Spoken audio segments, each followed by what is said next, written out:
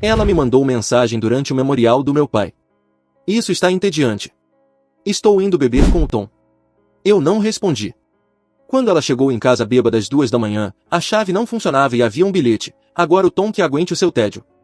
Meu pai teria se orgulhado de como eu lidei com isso. Ei, Reddit, minha namorada desrespeitou o memorial do meu pai mandando mensagem dizendo que estava entediada e saindo para beber com o melhor amigo dela, o Tom. Eu não discuti nem fiz cena. Eu simplesmente resolvi as coisas. Quando ela voltou bêbada às 2 da manhã, achando que ia se enfiar na cama como se nada tivesse acontecido, teve um choque de realidade. Aqui está como tudo aconteceu. Eu, homem de 32 anos, perdi meu pai há 3 semanas. Ataque cardíaco aos 58, totalmente inesperado. Ele estava mexendo na caminhonete na garagem em uma manhã de sábado e, quando o encontrei à noite, já era tarde demais. Meu pai era tudo para mim. Me criou sozinho depois que minha mãe foi embora quando eu tinha 12 anos. Me ensinou tudo o que sei sobre ser homem, ser responsável, cuidar do que precisa ser feito. Ele não era apenas meu pai. Era meu melhor amigo, meu mentor, meu norte moral. Quando outros garotos se metiam em confusão ou tomavam decisões idiotas, eu tinha aquela voz na cabeça perguntando, o que o pai pensaria? Isso me livrou de mais encrencas do que consigo contar. Trabalhou na construção por 35 anos, começando como ajudante e chegando a encarregado. Nunca reclamou das longas horas, do desgaste físico, dos clientes difíceis. Apenas aparecia todos os dias e fazia o trabalho. Eu sou gerente de projetos em uma construtora de médio porte em Denver. Foi meu pai quem me colocou nesse ramo. Comecei ajudando nos verões do ensino médio. Ele me ensinou a ler plantas, coordenar equipes, lidar com clientes complicados. Filho, ele dizia, construção não é só erguer coisas. É construir relacionamentos, confiança, reputação. Faça o trabalho certo, trate as pessoas com justiça e sempre termine o que começar. Essas não eram apenas palavras para ele. Eram princípios de vida. Mesmo quando minha mãe foi embora porque precisava se encontrar, tradução, encontrou um instrutor de yoga em Boulder, meu pai nunca falou mal dela para mim. Simplesmente assumiu tudo, garantiu que eu tivesse o que precisava, compareceu a cada jogo, cada reunião de pais e mestres, cada marco importante. O homem sacrificou tudo por mim. Fez turnos duplos para pagar minha faculdade, dirigiu uma caminhonete velha por 15 anos para que eu tivesse roupas decentes e material escolar. Nunca me fez sentir um peso. Jamais reclamou de ter que ser pai e mãe. Quando me formei na faculdade, ele foi o homem mais orgulhoso naquele auditório. Quando consegui meu primeiro cargo de gerência, me levou para o jantar mais caro da vida dele. Você conseguiu, filho, disse naquela noite. Quebrou o ciclo. Vai ter opções que eu nunca tive. Ele falava de educação, de oportunidades, mas, na verdade, falava de escolhas. Meu pai nunca teve escolhas, só responsabilidades e a determinação de cumpri-las. Minha namorada Tessa, 29 anos, e eu estávamos juntos havia 18 meses. Conheci-a em um churrasco da empresa. Ela trabalhava no departamento de marketing de um dos nossos subcontratados. Mulher linda, sempre impecável, sabia como conquistar qualquer ambiente. Daquelas que conversam com todos e deixam todo mundo encantado. Tessa era tudo o que meu pai não era. Refinada, sofisticada, à vontade em situações sociais. Usava roupas de grife, dirigia um carro novo, morava em um apartamento da moda no Lodo. Eu me sentia atraído pela confiança dela, pela forma como chamava atenção quando entrava em um lugar. Para um cara que cresceu vendo o pai trabalhar até exaustão só para sobreviver, havia algo fascinante em estar com alguém que fazia o sucesso parecer tão fácil. No primeiro ano, tudo foi sólido. Ela parecia entender meu trabalho, valorizava que eu estava construindo algo. Meu pai até gostava dela, embora nunca comentasse muito. Hoje percebo que isso já era um alerta. Meu pai sempre falava quando realmente aprovava alguém. Com a Tessa, era sempre educado, mas reservado, como se esperasse que algo viesse à tona. Lembro de um jantar de domingo na casa dele, uns 8 meses depois de começarmos a namorar. Ela passou a maior parte da refeição falando do emprego, dos colegas, de intrigas de escritório que claramente não interessavam a meu pai. Quando saiu para atender uma ligação, ele me olhou por cima da mesa gasta da cozinha. Ela fala muito de si mesma, observou, calmo. Ela só está empolgada com o trabalho. Foi promovida no mês passado. Meu pai assentiu, voltou ao café, mas eu o vi observando-a pela janela enquanto ela andava pelo quintal, numa conversa animada que durou 20 minutos, bem no meio do que era para ser tempo de família. O problema começou há uns 6 meses, quando Tom apareceu. Tom era um velho amigo de faculdade da Tessa que se mudou para Denver a trabalho. Banqueiro de investimento, BMW, ternos caros, o pacote completo. Tessa jurava que sempre tinham sido só amigos, mas algo naquela dinâmica me incomodava desde o início. A primeira vez que o encontrei foi na festa de aniversário dela. O cara exalava arrogância, interrompia as pessoas, vivia citando nomes importantes, tratava cada conversa como uma oportunidade de networking. Quando Tessa me apresentou como namorado, ele me avaliou de cima a baixo e disse: "Construção, hein? Deve ser bom trabalhar com as mãos." A condescendência dava para cortar com faca. Tom tinha um jeito de tornar tudo sobre ele.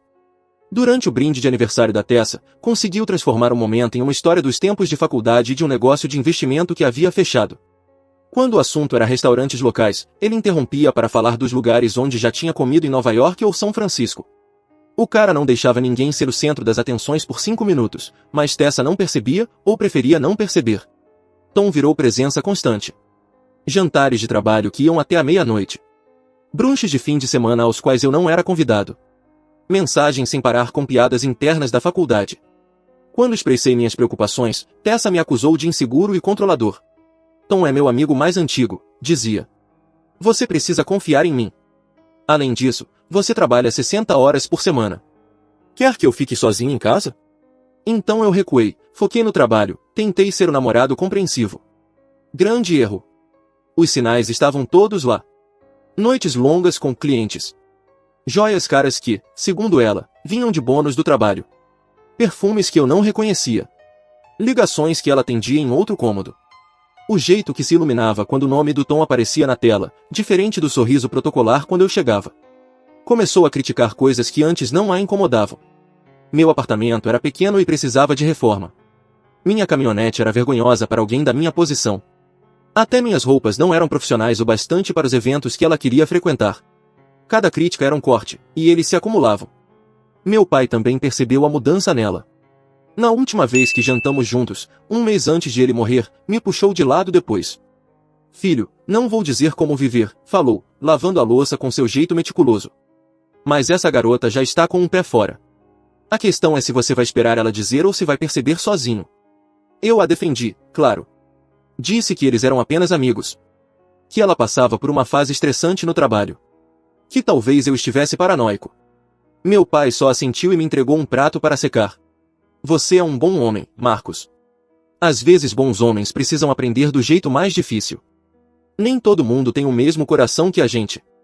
Ele fez uma pausa, escolhendo as palavras com cuidado. Sua mãe fazia a mesma coisa antes de ir embora. Começou a encontrar defeito em tudo. A casa, a vizinhança, meu trabalho, meus amigos. Nada mais era bom o bastante. Eu ficava pensando que, se me esforçasse mais, consertasse mais coisas, ganhasse mais dinheiro, ela voltaria a ser feliz. Isto é diferente, pai. Eu disse.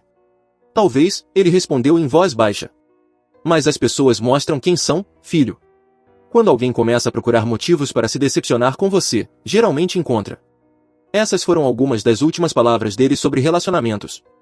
Queria ter escutado. Quando meu pai morreu, Tessa parecia solidária no início. Tirou folga do trabalho para ajudar com os preparativos do funeral, ligou para familiares, cuidou da parte prática enquanto eu estava em choque. Por um momento, achei que a crise poderia nos aproximar. Que ver minha vulnerabilidade a faria lembrar por que tinha se apaixonado por mim. Mas, com o passar dos dias, a impaciência dela começou a aparecer. Suspirava quando eu falava do meu pai, mudava de assunto quando eu compartilhava lembranças, demonstrava aborrecimento quando eu precisava de espaço para o luto. 3 dias antes da cerimônia, ela chegou a dizer: eu sei que você está triste, mas não pode ficar se arrastando assim para sempre. Seu pai não iria querer isso. Como se ela soubesse o que meu pai desejaria. Ele ia querer que você seguisse em frente, continuou, rolando a tela do celular enquanto eu estava à mesa da cozinha mexendo nos pertences dele. Ia querer que você focasse na carreira, em nós, em construir algo positivo. O desprezo casual pelo meu luto era de tirar o fôlego. Meu pai tinha morrido fazia 2 semanas, e ela já estava cansada de lidar com meu marasmo. Isso vindo da mesma mulher que passou 3 dias na cama quando o restaurante favorito dela mudou o cardápio. A cerimônia de despedida foi marcada para a tarde de sábado, no salão do sindicato do meu pai. Nada sofisticado, ele não iria querer isso. Apenas amigos, colegas de trabalho, familiares e pessoas cuja vida ele tocou ao longo dos anos. Meu pai havia pedido especificamente que não fossem igreja, só comida boa, boas histórias e uma chance de celebrar a vida dele, não de lamentar a morte. Eu planejava tudo fazia 2 semanas, em parceria com o melhor amigo dele, Charlie, para coordenar cada detalhe. Alugamos o salão, encomendamos o churrasco do restaurante favorito dele, montamos um painel de fotos mostrando diferentes fases de sua vida.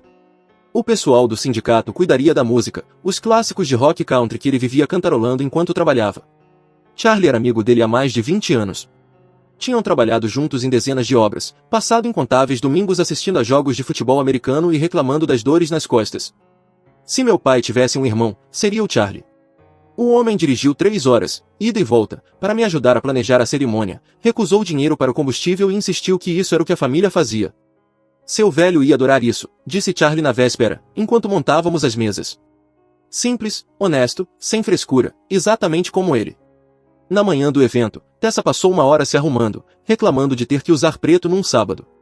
Olhava o celular o tempo todo, parecia distraída, como se tivesse algo melhor para fazer. Quando perguntei se precisava de ajuda, ela fez um gesto displicente. Você sabe que isso não é uma festa de coquetel, né? Falei, ajeitando a gravata, a mesma que meu pai me deu para a primeira entrevista de emprego. Eu sei do que se trata, Marcos. Estou sendo solidária, mas o tom dela sugeria outra coisa. Falou como se estivesse me fazendo um favor, como se comparecer ao memorial do meu pai fosse um ato de caridade. Chegamos ao salão por volta da 1 da tarde. As pessoas já estavam se reunindo. Colegas de obra do meu pai, vizinhos da rua dele, amigos da liga de boliche, parentes distantes que eu não via havia anos. Todos tinham histórias sobre meu pai ajudando a mudar móveis, consertar carros, aparecendo sempre que alguém precisava. Dona Patterson, a vizinha, contou do inverno em que ele limpava a entrada da casa dela todas as manhãs, depois que o marido sofreu um derrame.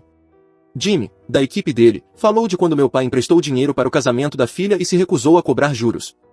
Não eram gestos grandiosos, apenas a bondade silenciosa de um homem que entendia que estamos todos juntos nisso.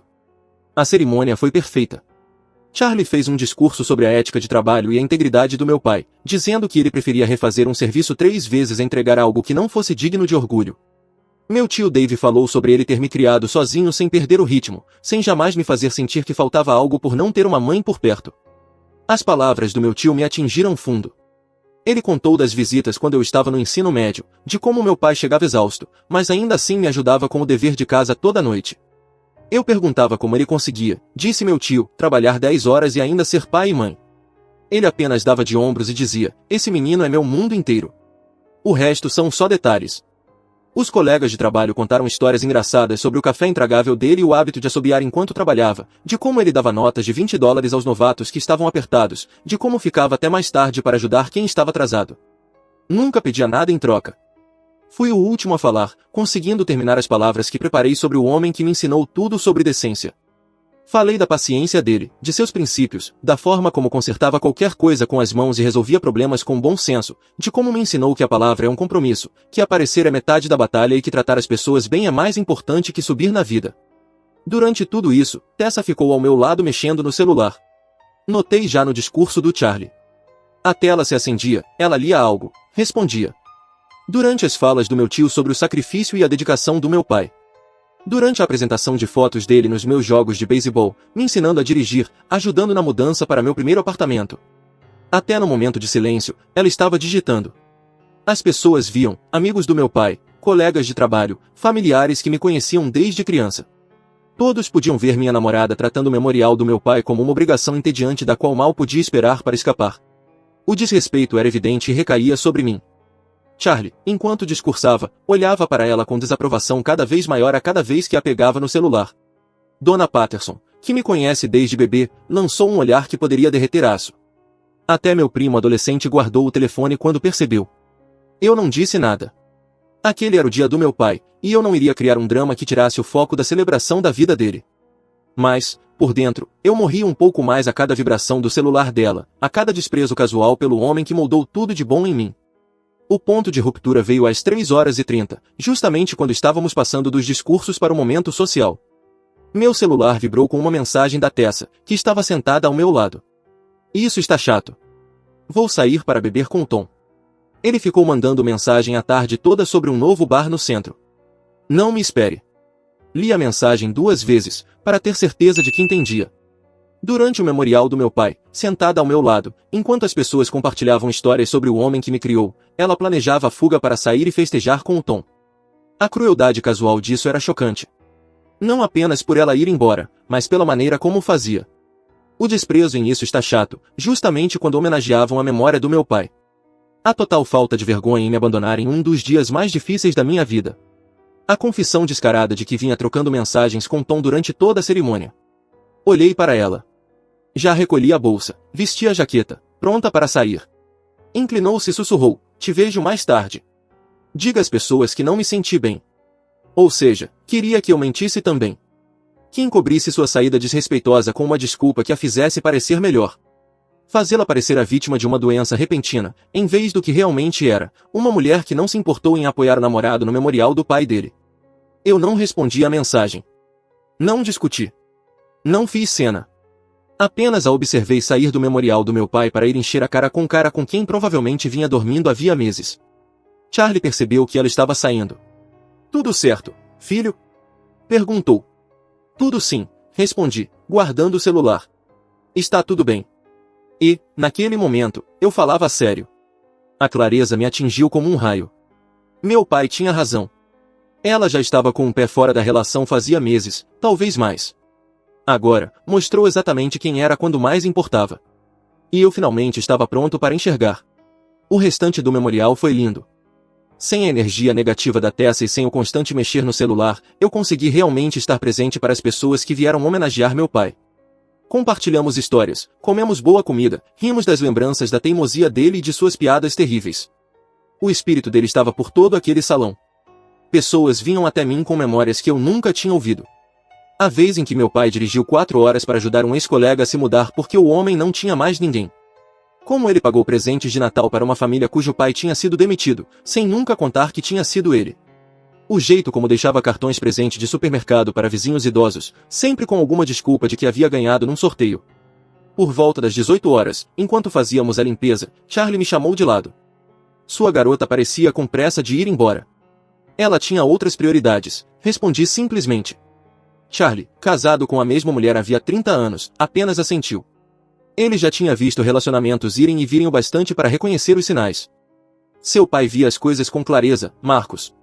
Talvez seja a hora de você ver também. Acho que estou começando a ver. Bom homem. Seu pai não criou um tolo. Dirigi para casa na velha picape Ford do meu pai. A mesma em que ele me ensinou a dirigir. Aquela que herdei junto com a caixa de ferramentas e as botas de trabalho dele. O silêncio parecia pacífico em vez de vazio. Pela primeira vez em meses, eu não estava inventando desculpas para o comportamento de alguém nem pisando em ovos para manter a paz. O caminhão ainda cheirava a meu pai. Café, serragem e aquele perfume Old Spice que ele usou desde que me lembro. As luvas de trabalho ainda estavam no console. A caneca favorita dele no porta-copo. Dirigir aquele veículo era como tê-lo comigo mais uma vez. Em casa, olhei para o apartamento que dividia com Tessa e comecei a enxergá-lo de outra forma. Aquele era o meu lugar. Meu nome no contrato. Meus móveis. Meu depósito de segurança. Tessa tinha se mudado 8 meses antes, ajudando com compras e contas de luz, mas nunca assinou nada oficialmente. Sábio da minha parte, em retrospecto. Alguma parte subconsciente de mim sabia que não devia entrelaçar nossas vidas por completo. Sentei para pensar. Tessa estava bebendo com Tom enquanto eu processava a perda da pessoa mais importante da minha vida. Ela abandonou o memorial do meu pai para festejar com um amigo. O desrespeito era chocante, mas também revelador. Meu celular vibrou por volta das 20 horas. Mensagem de Tessa, me divertindo muito. Tom manda oi. Não me espere, kkk. A crueldade casual disso era estarrecedora. Enquanto eu lidava com o luto e a responsabilidade de honrar a memória do meu pai, ela exibia farra com outro homem. Os pontos de exclamação, o kkk, a total falta de consciência ou vergonha. Era como esfregar sal em uma ferida aberta. Olhei aquela mensagem por muito tempo, pensando no que meu pai faria. Ele me ensinou que ações têm consequências. Que as pessoas mostram quem são pelas escolhas, não pelas palavras. Tessa fez a escolha dela. Era hora de eu fazer a minha. Não respondi. Em vez disso, comecei a empacotar as coisas dela. Metodicamente, cômodo por cômodo, encaixotei tudo que lhe pertencia. Roupas, maquiagem, aquelas bolsas caríssimas que comprou ao longo dos meses, sapatos, joias que lhe dei de aniversário e em datas especiais. Eu não estava com raiva. Só tinha acabado. Cada item encaixotado parecia retirada de um tumor, abrindo espaço para algo mais saudável crescer. Na gaveta de cabeceira dela, encontrei provas do que eu já intuía. Recibos de hotel de datas em que ela dizia estar fazendo hora extra. Um carregador de iPhone de um modelo que ela não possuía. Provavelmente do Tom. Um fósforo de restaurante do lugar onde jantaram a negócios na semana anterior. Jantar de negócios, uma ova. Também achei a cartela de pílulas anticoncepcionais. Não vi aquelas há um tempo. Agora tudo fazia sentido. Ela tinha dito que mudaria o método por questões de saúde. Aparentemente, o novo método se chamava Tom. As evidências estavam todas ali. Sempre estiveram. Esperando que eu parasse de inventar desculpas e enxergasse a realidade. As noites fora. As despesas misteriosas. O distanciamento físico e emocional. Eu estava ocupado demais tentando ser o namorado compreensivo para notar que minha namorada tinha saído da relação meses atrás. Às 23 horas, tudo que era dela estava embalado e empilhado perto da porta. O apartamento parecia mais limpo. Mais amplo. Mais meu. Troquei as fechaduras. Chamei um chaveiro 24 horas, que chegou por volta das 22h30. Profissional, não fez perguntas, apenas fez o serviço. Custou $200, mas valeu cada centavo. Então escrevi um bilhete. Tessa, suas coisas estão no corredor. Sua chave não funciona mais porque troquei as fechaduras. Você saiu do memorial do meu pai para beber com o Tom. Então estou presumindo que prefere ficar com ele. O Tom que aguente seu tédio agora. Não me procure. Marcos. Colei na parte de fora da porta, impossível de não ver. Meu celular continuava vibrando com atualizações da noitada dela. Fotos de coquetéis. Selfies com Tom. Vídeos dos dois em algum bar da moda no centro. Cada notificação parecia um presente. Mais provas de que eu tomava a decisão certa. Ela documentava a própria traição em tempo real, bêbada ou descuidada demais para perceber o quanto aquilo a condenava. Por volta da meia-noite, peguei as plaquinhas de identificação militar do meu pai na caixa de pertences que trouxe do memorial. Segurei por um momento. Pensei nos conselhos dele, na força, no jeito como lidou com a saída da minha mãe sem perder a dignidade ou os princípios. Eu entendi, pai, falei para o apartamento vazio. Obrigado por me ensinar o que é ter amor próprio. Dormi melhor naquela noite do que em meses. O acerto de contas veio às 2h17. Ouvi passos cambaleantes no corredor, depois chaves tentando girar na fechadura. Tentativas confusas quando a chave não girava. Então, batidas fortes na porta. Marcos, abre. Minha chave não funciona. Ela estava claramente bêbada. Voz arrastada, provavelmente apoiada na porta para não cair. Fiquei na cama, ouvindo as tentativas cada vez mais desesperadas de entrar. Uma parte de mim sentiu pena. Ela estava bêbada, sozinha, provavelmente assustada. Mas então lembrei dela sentada ao meu lado, trocando mensagens com Tom durante o memorial do meu pai, e a compaixão evaporou. Marcos, por que minha chave não funciona? Abre a porta. Mais batidas fortes. Em seguida, uma pausa, provavelmente quando ela encontrou o bilhete. Que diabos é isso? Você não pode simplesmente trocar as fechaduras. Eu moro aqui. Foi aí que começou o verdadeiro colapso. Gritos, choro, alternando entre fúria e autopiedade. Ela fazia barulho o suficiente para acordar os vizinhos. Mas eu não ligava. Deixei que vissem quem ela realmente era quando a máscara caía. Você está sendo louco. Foi só uma bebida. Tom é meu amigo. Claro, Tessa. Amigos geralmente não exigem pílulas anticoncepcionais escondidas na gaveta de cabeceira. Os gritos continuaram por uns 20 minutos antes que ela finalmente desistisse. Ouvi-a ao telefone, provavelmente chamando Tom para buscar as caixas e a própria embriaguez. Pela janela, vi quando ele chegou, por volta das 3 da manhã, no BMW, com uma expressão de quem não estava nem um pouco feliz de lidar com aquilo. Tom olhava para as minhas janelas enquanto carregavam as coisas dela, talvez esperando que eu descesse para recebê-la de volta. Não vai rolar, parceiro. Ele conseguiu o que queria. Minha namorada. Agora poderia lidar com o que vinha junto. Eles colocaram as coisas dela no carro enquanto ela continuava a performance dramática na calçada. Os vizinhos olhavam pelas janelas, assistindo ao colapso às 3 da manhã da mulher que havia abandonado o memorial do pai do namorado. Tom olhava ao redor com nervosismo, claramente constrangido pelo espetáculo. Depois que eles foram embora, o prédio mergulhou no silêncio. Meu celular explodiu nos dias seguintes. Tessa, Tom, amigas da Tessa, a irmã dela, todos com variações da mesma mensagem. Que eu estava sendo irracional. Que ela havia cometido um erro, mas não merecia aquilo. Que eu estava jogando fora 18 meses por uma única noite ruim. Que eu deveria ser mais compreensivo com a resposta de luto dela. Resposta de luto. Claro.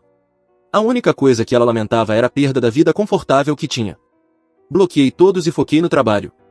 Me joguei em um projeto comercial complexo que exigia 14 horas por dia e concentração total.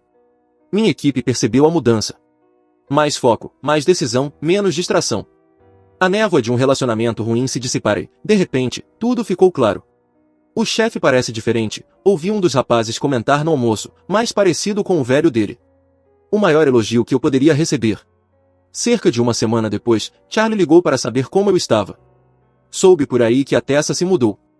Está bem, filho? Melhor que bem, admiti. Meu pai estava certo sobre ela. Charlie riu. Seu velho conseguia identificar uma fraude a quilômetros de distância. Lembra daquele empreiteiro que tentou nos cobrar a mais na obra de Henderson? Seu pai percebeu algo errado antes mesmo de vermos as notas infladas. Tentou te alertar. Claro que tentou, mas você precisava aprender sozinho. É assim que funciona. Não dá para proteger os filhos de todos os erros. Só dá para torcer para que aprendam a se recuperar. 2 semanas depois do memorial, recebi uma visita inesperada. Carol, mãe da Tessa, apareceu no meu apartamento numa manhã de sábado. Sempre me dei bem com ela. Era totalmente diferente da filha mimada. Carol trabalhava como enfermeira, entendia de trabalho duro e sacrifício de um jeito que a filha nunca compreendeu. Marcos, preciso me desculpar, disse quando abri a porta. O que Tessa fez no serviço do seu pai é imperdoável. Eu a criei melhor que isso. Convidei-a para entrar e tomar um café. Carol olhou em volta, notando como o apartamento parecia diferente sem a bagunça e o drama da Tessa. O lugar estava mais limpo, organizado, tranquilo. Ela me disse que você a expulsou sem motivo. Carol prosseguiu, mas a irmã dela me contou o que realmente aconteceu. Sair de um memorial para beber. Sinto vergonha dela. Agradeço por dizer isso, Carol. Seu pai era um homem bom. Ele merecia mais do que o que minha filha demonstrou naquele dia. E você também merecia mais. Conversamos por 1 hora sobre meu pai, sobre respeito, sobre como, às vezes, as pessoas mostram quem realmente são quando mais importa. Carol contou sobre a infância de Tessa, de como fora mimada pelo pai, de como nunca enfrentou consequências de verdade. Eu tentei ensiná-la melhor, disse Carol, mas o pai sempre a salvava, sempre arrumava desculpas. Ela nunca aprendeu que o mundo não gira em torno das vontades dela. Carol me abraçou na despedida e disse algo que ficou comigo. O caráter de um homem é revelado em como ele lida com a perda e a traição. Seu pai te criou direito, Marcos. Não deixe as más escolhas da minha filha te amargurarem. Prometi que não deixaria. O desfecho se deu de forma previsível no mês seguinte, o relacionamento de Tessa e Tom implodiu em 3 semanas. Afinal, ele só queria um caso, não uma namorada com bagagem emocional e sem onde morar. Ela acabou voltando para a casa dos pais, postando mensagens vagas nas redes sociais sobre aprender a se amar e crescer com experiências difíceis. Tentou me procurar mais algumas vezes, e-mails, aparecendo em canteiros de obra, pedindo amigos que me enviassem mensagens, sempre com a narrativa de que eu havia exagerado. Que ela estava processando o luto de forma diferente, que poderíamos superar aquilo se eu não fosse tão teimoso. Os e-mails eram obras-primas de manipulação. Começavam reconhecendo que ela cometeu erros, mas passavam parágrafos explicando por que eram compreensíveis, o estresse do meu luto, a pressão do relacionamento, o comportamento confuso de Tom, sempre culpa de alguém, nunca dela. Eu nunca respondi. Meu pai me ensinara que ações têm consequências e que algumas pontes não podem ser reconstruídas depois de queimadas. Abandonar o memorial dele não foi um deslize ou um momento de mau julgamento, foi uma escolha que revelou suas verdadeiras prioridades. 3 meses depois, eu estava no depósito do meu pai, revendo mais pertences, quando encontrei uma caixa de cartas que nunca tinha visto, bilhetes que escrevi para ele ao longo dos anos, boletins escolares guardados, fotos da Little League. No fundo, havia um envelope marcado, para Marcos, abra quando precisar de orientação. Dentro, uma carta datada de 2 anos atrás. Filho, se você está lendo isto, provavelmente eu já me fui e você está diante de um tipo de encruzilhada. Escrevi porque sei que vai enfrentar situações em que as pessoas testarão seu caráter, seus limites, seu amor próprio. Lembre-se de que a forma como as pessoas o tratam nos seus piores momentos diz tudo o que você precisa saber sobre elas. Quando estiver de luto, lutando ou vulnerável, preste atenção em quem aparece e em quem não aparece. Preste atenção em quem transforma sua dor em algo sobre si mesmo e em quem, silenciosamente, faz o que precisa ser feito. Você é um homem bom porque escolhe ser, não porque é fácil. Às vezes, ser bom significa se afastar de quem não valoriza a bondade. Às vezes, significa ficar sozinho em vez de comprometer seus valores. Tenha orgulho do homem que você se tornou. Confie nos seus instintos, proteja sua paz e nunca peça desculpas por ter padrões. Sua vida será boa, filho. Certifique-se de compartilhá-la com pessoas que a mereçam. Com amor, pai. Sentei naquele depósito e chorei como não chorava desde o dia em que ele morreu. Não apenas de tristeza, mas de gratidão. Mesmo na morte, meu pai continuava me ensinando, me guiando, acreditando em mim. 6 meses após o memorial, conheci Sara em um canteiro de obras. Ela era a arquiteta de um complexo de escritórios que estávamos construindo. Entendia de plantas melhor do que metade da minha equipe. Inteligente, divertida, tratava do CEO ao mais novo ajudante com o mesmo respeito. Sara tinha uma confiança serena que me lembrava meu pai. Ela não precisava ser o centro das atenções nem provar o quanto era importante. Simplesmente fazia um bom trabalho. Falava com cuidado e tornava todos ao seu redor melhores no que faziam. Quando a convidei para sair, ela disse sim sem joguinhos ou condições. Quando contei sobre a perda do meu pai, ouviu sem tentar me consertar ou apressar meu luto. Quando expliquei o que aconteceu com Tessa, ela apenas assentiu e disse: algumas pessoas mostram quem são quando a vida fica real. Ainda bem que você prestou atenção. Nosso primeiro encontro foi em uma das churrascarias favoritas do meu pai. Contei histórias sobre ele, mostrei fotos, compartilhei lembranças sem medo de ser intenso ou de parecer que estava preso ao passado. Sara ouviu, fez perguntas, tratou a memória dele com o respeito que merecia.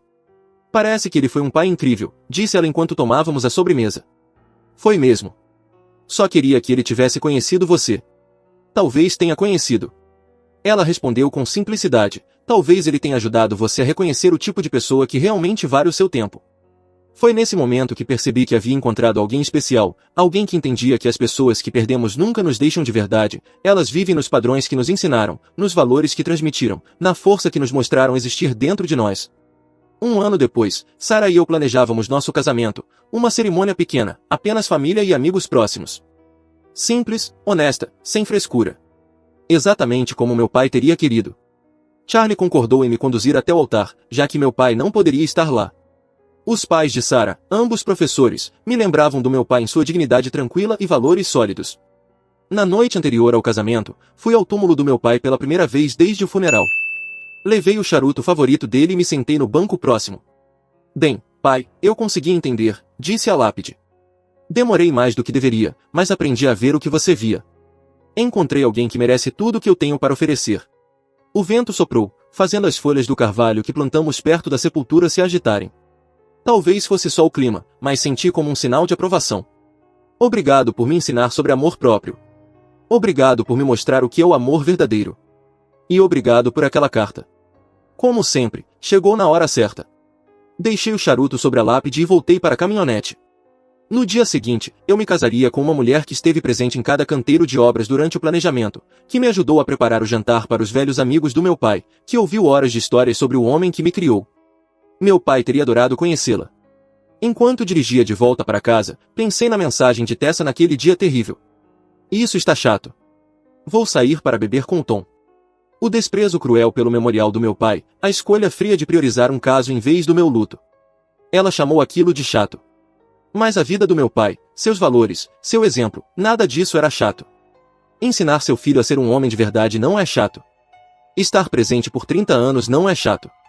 Construir algo real, algo duradouro, é exatamente o oposto de chato. É tudo o que importa.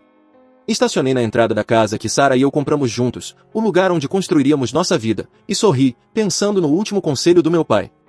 Confie nos seus instintos, proteja sua paz e nunca peça desculpas por ter padrões. Missão cumprida, velho. Missão cumprida. Se você gostou desse vídeo, não esqueça de deixar o like, se inscrever no canal e ativar o sininho para não perder nenhuma novidade. Seu apoio faz toda a diferença, não esqueça de clicar no hypar para ajudar o canal a crescer. Até o próximo vídeo, obrigado por assistir.